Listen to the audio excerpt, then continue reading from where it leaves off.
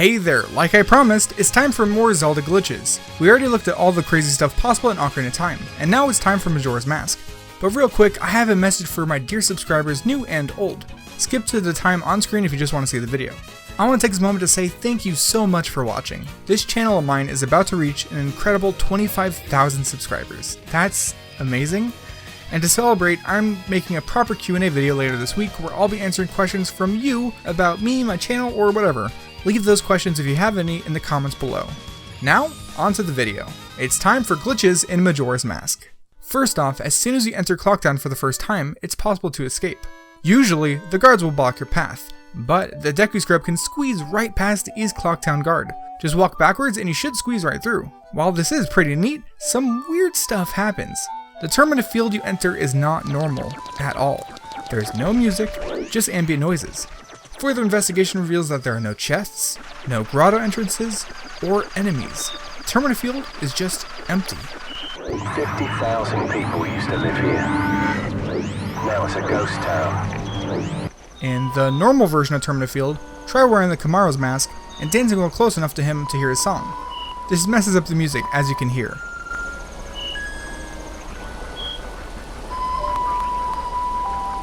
For something more useful, let's bypass the giant ice block that blocks the path to the mountain village without having the hero's bow. Use a bomb to interrupt a crouch stab, which activates the infinite sword glitch. Put your back to the ice blocks right about here and backflip while Z targeting and shielding. Link should just hop right over and through. A bit later in the game, when you have the Goron's mask, you can actually get up and over this wall without using Epona. All you gotta do is drop a bomb as Link, move back slightly, and put on the Goron's mask. Now curl up in place and press B to pound, which raises Goron up into the air. If you let go of A while in the air, you'll uncurl. With the right timing, you can actually take damage at the height of your jump, pushing Link forward onto the wall. This Goron jump technique can be used all over the place, so try it out. On the topic of gaining height, let's do a bit of cheating over in the northern mountains. By either bomb hovering or just using a levitation cheat, we can get a view of a secret grotto entrance floating there in the air. It's just sitting there in the sky, doing nothing. Entering it will take us to the Great Bay Gossip Stone Grotto, and exiting will return us back into the Northern Mountains, some distance in the air. The reason no one ever sees it is because the graphic for the hole is actually one-sided, so it's basically invisible. Let's head over to the Goron village and get a rock Sirloin. Real quick, here's a neat trick for you. If you shoot a fire arrow into the cone part of the chandelier, it'll start spinning. That way, you don't need to light the torches every time. Now just knock down the rock Sirloin and head back to the mountain village. Instead of giving it to the hungry Goron, jump into the water. This will make Goron Link void out and respawn as Child Link, still holding the chunk of rock. Normally, Link can't even pick up the rock, let alone hold it. However, doing this will allow him to hold it and even throw it up to the Goron. Over in Zora's Cape, let's do something a bit silly. Usually, if you attempt to swim out to the Great Bay Temple, you'll be teleported back to shore. Instead, drink some Chateau Romani for infinite magic and use ice arrows to make stepping stones all the way there. It takes a while, and it's not actually a glitch, but doing this will allow you to get up close and personal with the temple? Turns out it's actually just a bit of cardboard surrounded by fog. Try taking out your Ocarina of Time and putting it away. At the same time you press B to put it away, press C up to enter the first person view. This can be done with every mask instrument, but the drums are easy to see what's going on. This is called Ocarina Sight. Clocktown's mailboxes are pretty useful for this next glitch. Just pull out a C button and check the mailbox. If you try to give the item you're holding to the mailbox, it'll turn invisible. Using the Great Fairy Sword will have Link gripping nothing, which is neat by itself. Now if you activate the ISG with the Great Fairy Sword, it looks pretty sweet.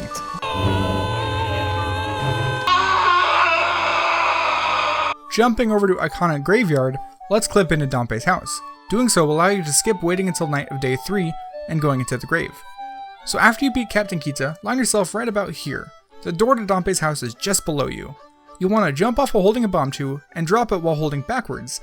Link should take damage and get pushed towards the wall, clipping right through.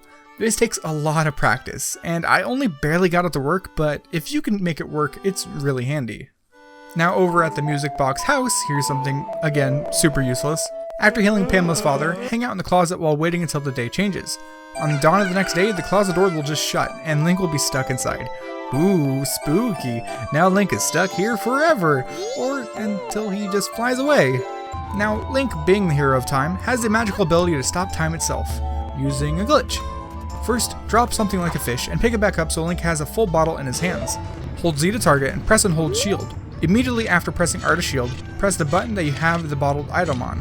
Time will stop, as it usually does while playing the bottle mini cutscene, but Link can actually move around. This is very useful and it's easy to practice, so give it a go.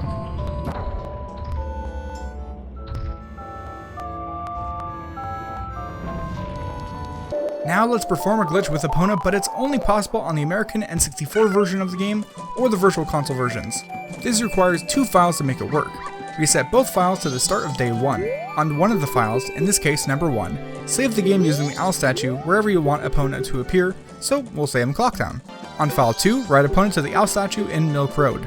From atop Epona, target the statue, save and quit. When you load back into the first file, Link will be riding Epona even in Clocktown.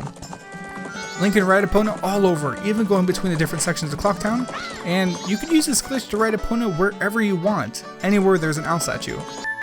If you repeat this process but save the first file while wearing a transformation mask, Link will be riding Epona as that form. That means that Goron can finally ride around too. Despite not usually being able to ride Epona, every form uses the correct animations. Out of all of them, I think Deku's grab riding the Epona is my favorite because he just sort of fuses with her. Most importantly, this glitch can be used to ride Epona as Fierce Deity, though for some reason, Link will pull out the bow and refuse to put it away. Now if we use a cheat allowing the use of C-button items on Epona, Fierce Deity Link can put away the bow, and now we can ride like normal.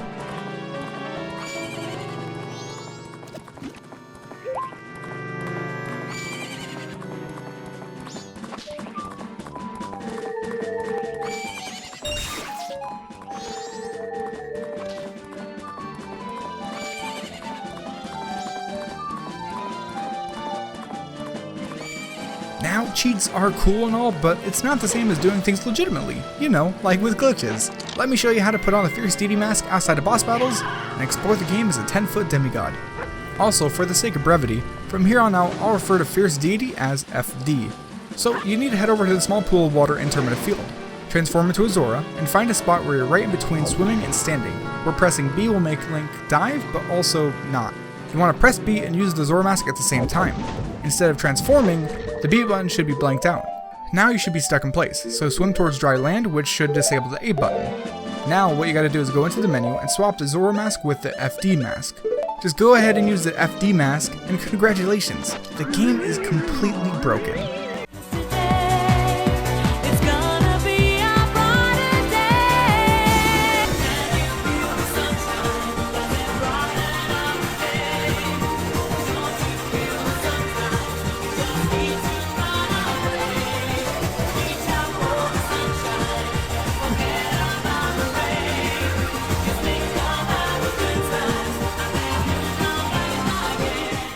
First off, it wasn't a joke. FD Link is huge! His model is so huge that he can actually get stuck in certain places, like the Stockpot Inn, where he can easily enter, but not exit. For some reason, FD Link is so tall that none of the inner doors work. Despite being a giant, however, the guards won't actually let FD Link leave Clocktown. It seems that the soldiers, at least in a programming sense, see him as a helpless, swordless child. It's still possible, however, to exit Clocktown using a glitch. Jump over to the left side of the East Clocktown exit and hop towards the exit at an angle like so. You should slip right through. Outside of Clocktown, head over to Milk Road. FD Link is so tall that he can actually pull himself up and run past the boulder guarding the entrance to Romani's ranch. The potion shop is another neat place to visit. You can hop on over the box and jump between the large vase and right into the void. If you do this and move to the left midair, you can get behind the counter. Potion seller, I tell you I'm going into battle, and I want only your strongest potions. If you haven't already noticed, FD Link holds a sword everywhere he goes. Using a jelly outside of Clocktown, it's actually possible to make him swordless. Hold R to shield and allow the jelly to hit Link. At the same time, press A to pick up a piece of grass. If done right, FD Link should now be swordless, and trying to shield will actually make him look like he's holding an invisible shield, which actually works for some reason.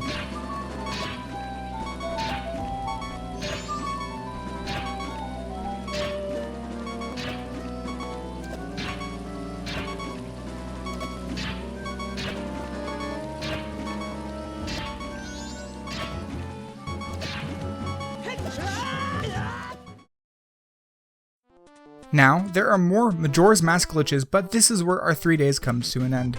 I'm sure I'll return to this game at a later date, but for now, that's it. So check out the video next Saturday for some more glitches in a different game, and subscribe so you get notified when that video goes live. In the meantime, check out the videos on screen if you're looking for something to watch. Otherwise, that's about it for this one.